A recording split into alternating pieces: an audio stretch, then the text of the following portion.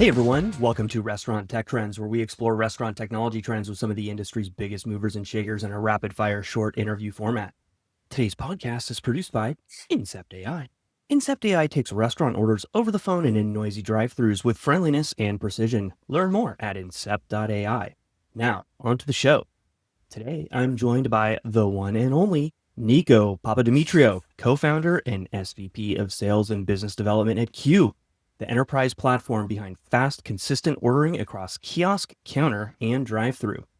Niko's helped some of the industry's most demanding brands modernize their stack, and now Qube's Qube Edge platform is pushing more intelligence to the store so orders stay fast, accurate, and resilient, online or off.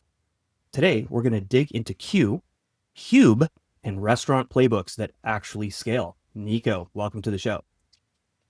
Thank you. That was brilliant. Thank you so much. Excited to be here, Justin. Great to see you. Great to see you as always. Have admired you for many years. Let's start off and talk about Qube. So this is the new big announcement. I saw you on stage at FS Tech with Amir talking about it. Tell us, what is Qube, what runs on it, and why does pushing compute to the edge matter? Yeah. First of all, again, thanks for having me on the show. Great program. Super excited to be here. Qube stands for Q Business Edge. QU Business Edge, and we call it Qube for short. Comes in three flavors: A, E, and IQ, which we'll talk a little bit about today. But Qube A we've had in market for 4 years. Okay. We sort of called it more of a colloquial name, and it's our edge device. Why is edge so important to restaurants? Because resiliency, stability, and speed are absolutely critical. If you ask a restaurant operator what they care about most in their point of sale system, they're going to say uptime, stability, and I just don't have to worry about it when I walk out the door or when I'm on vacation.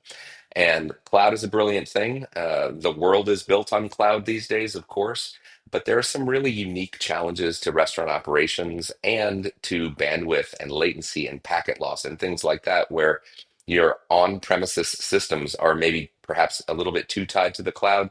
It can impact operations. And so we take a little slice of the cloud and we bring it down into the restaurant, and that lives on our edge device. That's the Qube A flavor program. Got it. Well, let's double click just a little bit more into the different flavors of Qube. So we talked about A, B, E, and IQ, E. A, E, and IQ. Qube E is our energy and equipment intelligence flavor of Qube. So they build upon each other. They're progressive. So Qube E has all of Qube A, which focuses more on um, point of sale, kiosk, kitchen display system, and acts as sort of the hub between the cloud, the public cloud, and the local cloud, and the devices and transactions that are transacting there in real time. Qube E focuses on energy and equipment intelligence, where we've brought a LoRaWAN program and platform into the four walls of the restaurant to monitor and proactively engage and interact with the equipment within the four walls of the restaurant, from temperature sensors on fryers, for example, to understanding a rooftop unit that might be about to fail because it's hard cycling on and off every 30 seconds. Being able to understand what's actually happening within the four walls of the restaurant really extends the view and the say of not just general managers, but facilities managers and the like. And then Qube IQ is again, includes everything from Qube A and Qube E.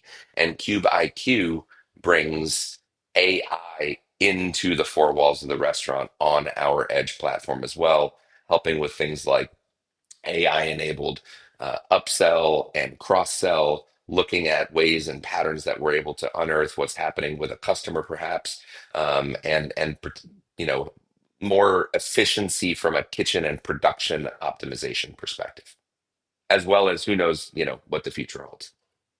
Well, that's where we're going next. So I remember at FS Tech, Q had in its Qube IQ display, you had a little computer vision set up there, and I think it was set up over an expo station, and you had like avocado and tortillas in there. Is that part of Qube IQ now, or that will be at some point in the future?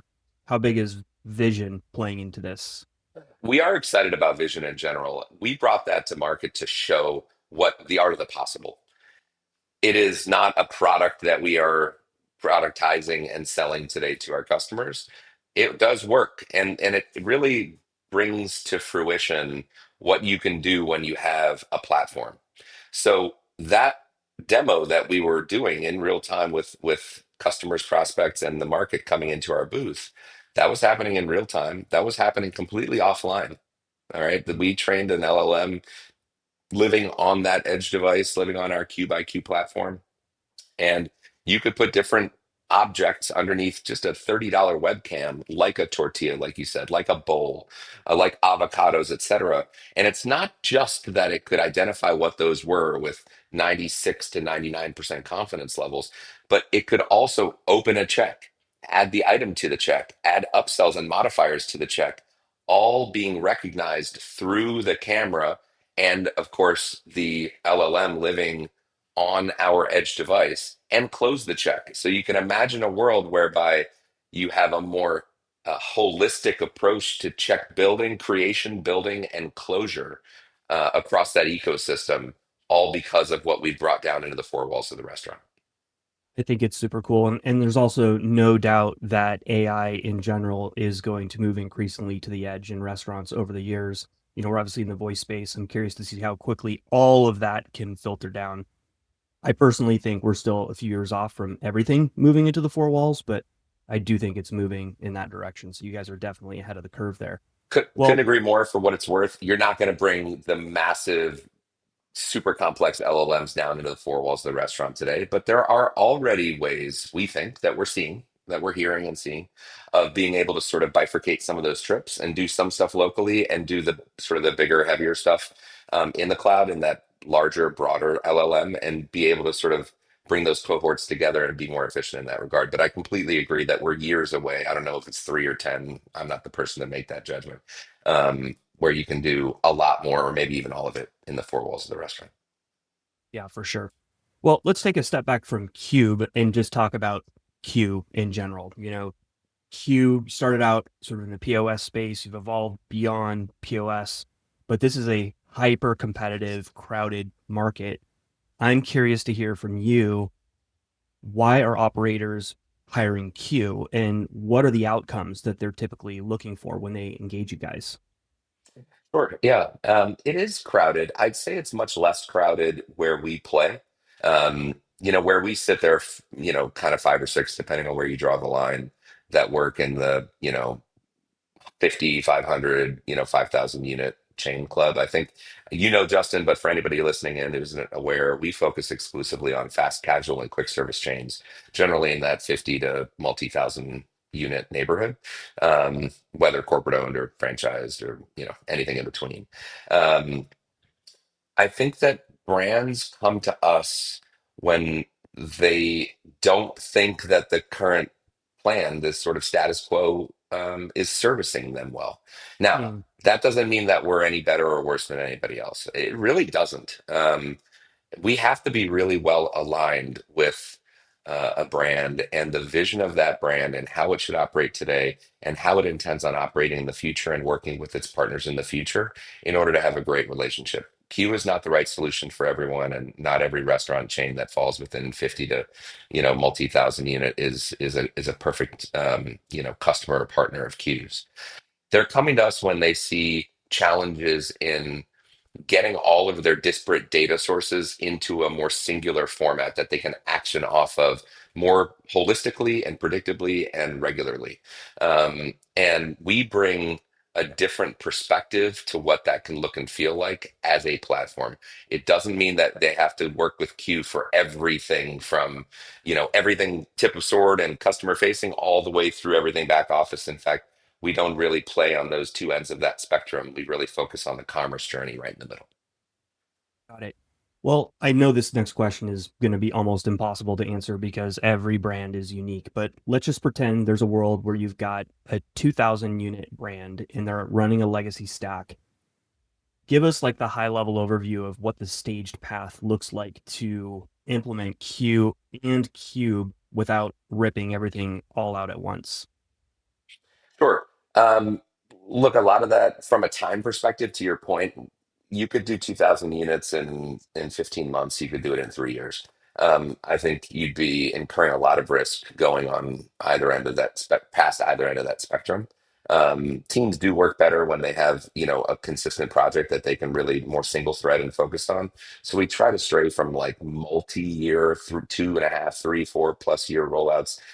You just don't find efficiency there. We just finished our Jack in the Box rollout a few months ago, actually. So we did about 2,200 restaurants in 15 months. Thank you. And we found that when you have the right program leaders and you have the right buy-in across all of the organizations, it's not just the brand and Q. It's the brand, it's the franchisor and the franchisees most of the time. It's Q, of course. It's the company that's running the program or perhaps, rolling trucks and doing the implementation itself, and creating a lot of those processes around that. You really have to have tight and organic alignment between those organizations. Um, but yeah, I mean, you want to build programs, you want to test them in smaller but increasing sized groups. And then when you do fail, which will happen, you want to sort of fall forward fast. When you lose momentum, you can really have a massive negative impact on the rollout itself. And so getting there in a purposeful manner, again, doing a group of five maybe or 50 and then 250 and having that be the way to scale to volume. But then from there, you can do two, three, 400 a month, pretty replicably if you have the right machine in place. Well, we're gone from here. Now let's come way down to here and focus on a micro and talk a bit about change management when moving to a new platform like Q. What do the best field leaders do that you see in terms of training and communications that makes new ordering flows stick at the store level? Yeah, I mean, look, at a macro level, there's a reason why operators are hyper focused on efficiency because it's incredibly important. It's not just that one or two or four fewer button clicks per order or per item configured add up because they do, believe me, they add up to lots and lots of seconds and minutes in a day and hours in a week when it comes to just inputting an order. But it has all of the ancillary effects of that as well. How accurate is your order? How often, right? And so a different perspective around UI or UX, user interface, and overall user experience is super important. I love that you brought up change management because I often joke we don't sell POS or even sell a platform. We sell expectation management and change management. And we Mm-hmm. bring tools in the form of our platform to help achieve business objectives for enterprises. The last thing I'll say there is that you do want familiarity, but you kind of don't want to overtrain. There is a sweet spot as you are doing a rollout in bringing familiarity to the users that are going to come into this platform. And then they're not hindering their ability to dive right into it and learn quickly. Humans are incredible. Our brains are incredible. And especially humans within the four walls of a restaurant are a unique bunch that pick things up very, very quickly. For sure. I never cease to be amazed at how adaptable restaurant employees and crew members are when picking up something new. It just Yeah. amazes me every time. Yeah. All right. Well, Niko, we're out of time for our regular questions. All For right. everyone that's watching or listening, it's now time for our rapid fire segment. And Niko has no idea what the questions are that I'm about to ask him. The rules of engagement, Niko, are try to answer each one of these with one word. If you can't, then one sentence. Are you ready? I'm ready. Let's go. All right. What's your go-to coffee order before a big pitch? Uh, Venti black like place Starbucks. All That right. was one thing, but one sentence. I think it counts. Thank you. The word edge makes you think of guitars, browsers, or hardware. Me hardware. Yeah. Okay. And last one, what is one demo disaster you've had that you can laugh about now? Well, we had, I don't know, a year ago, we had a pitch where the demo set was broken and then the customer never showed, which was just fortuitous. And we rescheduled for the next day and everything was fine. But it would have been an absolute disaster. That's some good luck right there. All Yes. right, Niko, I want to thank you for your time and joining us here today. Everyone, Niko Papademetriou, co-founder and SVP of Sales and Business Development at Q. Thanks, Niko, Justin. thanks so much. Thank you so much. Appreciate you having me.